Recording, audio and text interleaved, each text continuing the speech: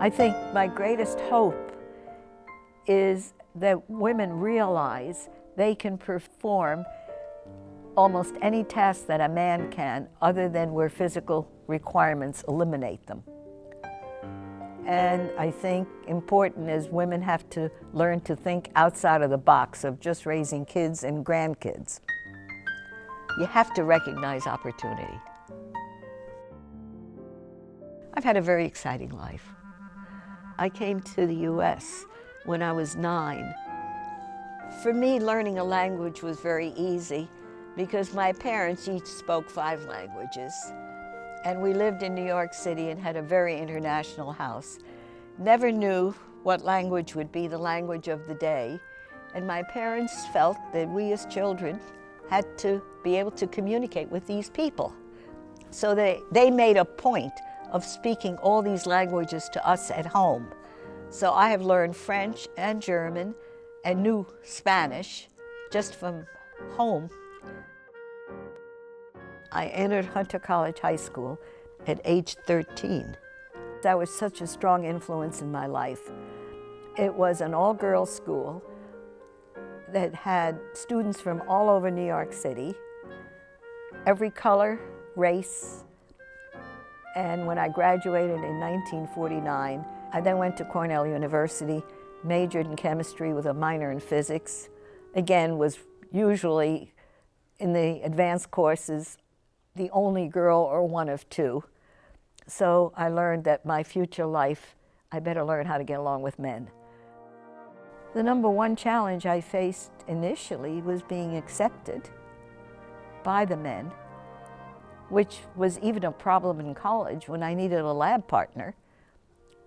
The men wanted to have other men as their lab partners. And I think having men recognize that as a woman, you can do these things equally well. Got a fine education at Cornell, which enabled me to get some job interviews. I basically applied to maybe 20 companies, had a choice of 2 finally with job offers, General Electric in Cincinnati and Vitro Corp of America in New Jersey. I chose Vitro because they paid me the same as another man. General Electric was going to pay me less, and I felt my opportunities were better. That ended up being a very good choice because Vitro had a training program where I was the only female out of 18 people. I worked in their home offices, which were originally in Jersey City, then West Orange, where we were located in the middle of this very exclusive country club golf course. Nobody knew what that building was because it was top secret. But all we really did was try to figure out how to enrich uranium. Because it was a small company, I had opportunities I would never have had with a large company, which included going to Muscle Shoals, Alabama, to work in a nerve gas plant where I was the only female. And state or federal law requires there be a restroom for females. So they built one for me, put a cot in it, which was good because when I did shift work, I could sleep there. And one day, I was then on the 8 o'clock shift. I was there about 5 minutes to 8 to witness the whole building exploding, going up in fire. P.S. 8 people were killed. That particular assignment ended when the plant blew up, and we actually never ended up making sarin, which is what it was designed to do. All of this was top secret work.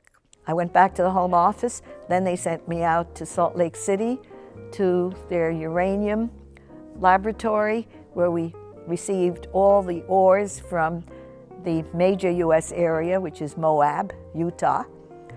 That was very nice because I had inside information on the quality of the ores, and socially, I was a single female in an area primarily with Mormons, so there was a cultural adjustment. The only place one could drink was in the private clubs. And because of my knowledge of the quality of uranium ores, I was invited to private clubs, which had mostly people who were in finance at the time, if we call that, selling penny uranium stocks. And did end up investing in penny stocks and learned very quickly that it's not necessarily what's behind the company that counts, but how well it's being promoted, which frankly is something that helped me the rest of my life. So I had a great social life and loved everything about that assignment. But once the lab was operating properly and all the people were trained in my lab, I went back to the home office and unemployment, and that was the end of my life in the chemical industry.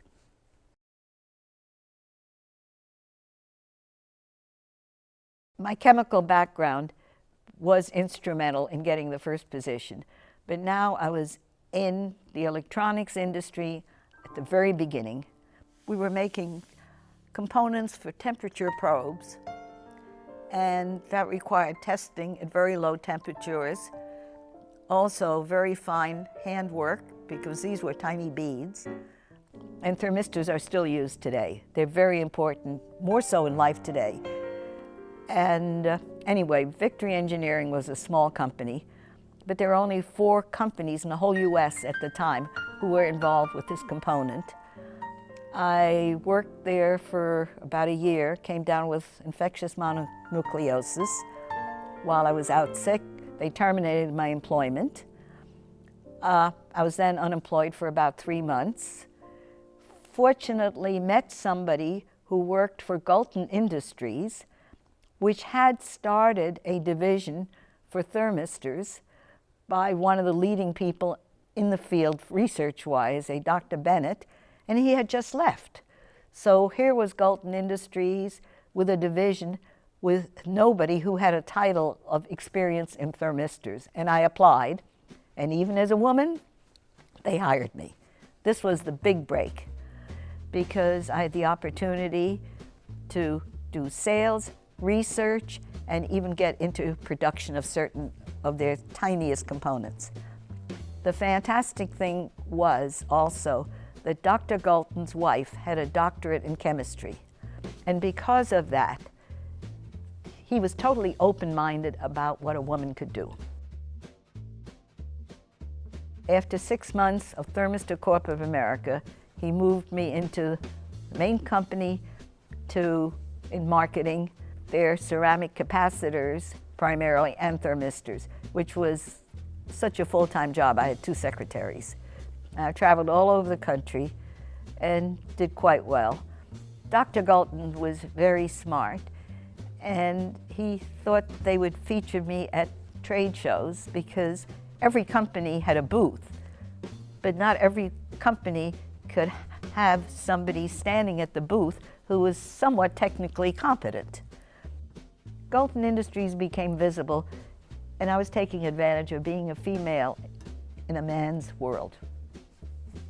And the men were always very happy to tell me everything they knew. Well, that was very helpful to me because I came back to the company and said, this is what we have to do to get a contract. So we got a lot of contracts. And as a result, the company stock became public. They gave me a stock option. I was one of 10 people in the company that by then had more than 100 tech people alone to have a stock option. The company grew so that they then went on the New York Stock Exchange. I joined that company in 1956. I took a trip to Europe in 1958, met a future husband on the airplane. He was a dentist. We lived 170 miles apart, and it was too difficult to commute, so we might as well get married. When Dr. Galton gave me the opportunity of still representing the company in Schenectady, I was awed because I had never heard of this. Telecommuting was not a generally accepted procedure. The company was nice enough that they let me have a home office, which was totally unheard of. and changed my product line and my territory. By then they had 6 different divisions. I represented all the divisions in upstate New York.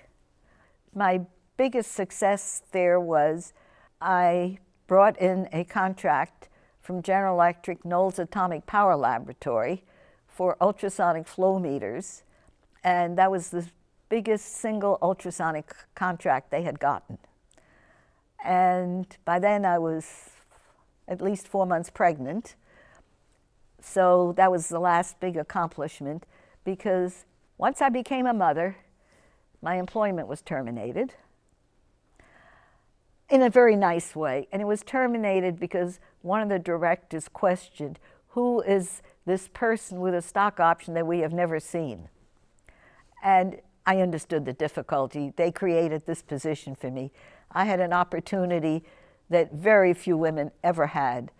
And my relationship with that company was good many years thereafter. Travel was in my blood. Travel was in my family's blood. Everybody in my family traveled so extensively. We bought a travel bureau.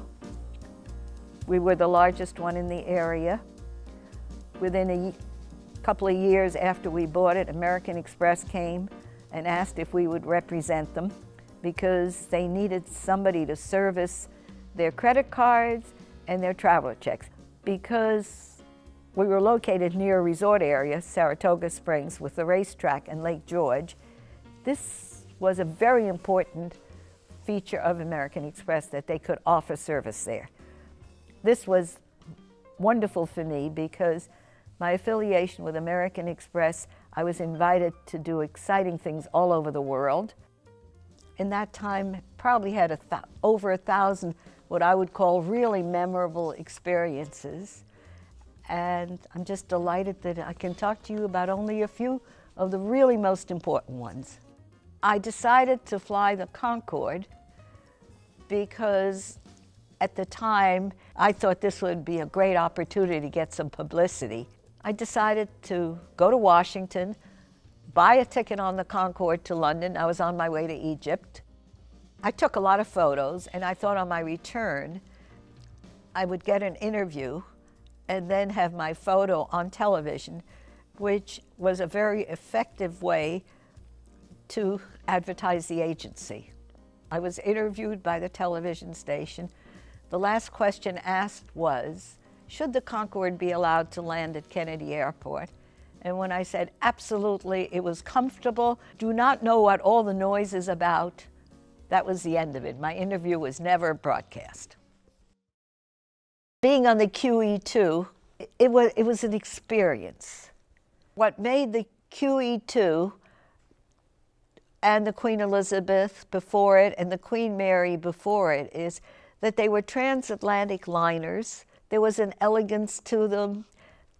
They had fantastic cultural speakers. It's a totally different world.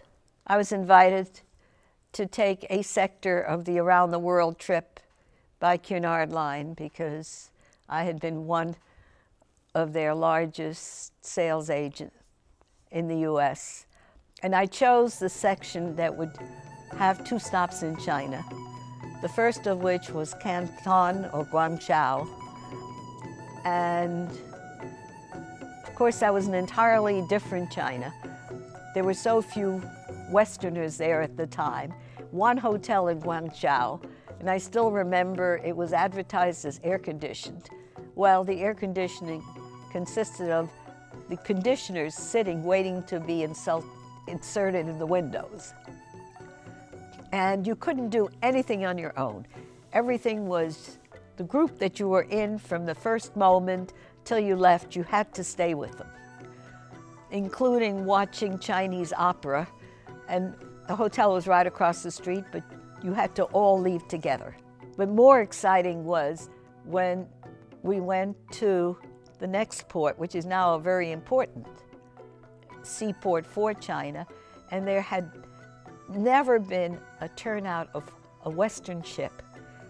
And there are some incredible photos of the thousands of people lining the streets just seeing us as though we were celebrities. When you went into harbors, very often they would have a special greeting because it was an around-the-world cruise. And of course the QE2 brought crowds, I don't care where you were. There were crowds just wanting to see the ship. And I would take postcards from the ship and give them to children. That was the best thing you could do. Africa is very special to me. Fortunately, I was invited on the inaugural flight of East African Airlines. And on that occasion, we flew into Tanzania, then went by land into Kenya, and then into Uganda. Went to South Africa, and that was during apartheid.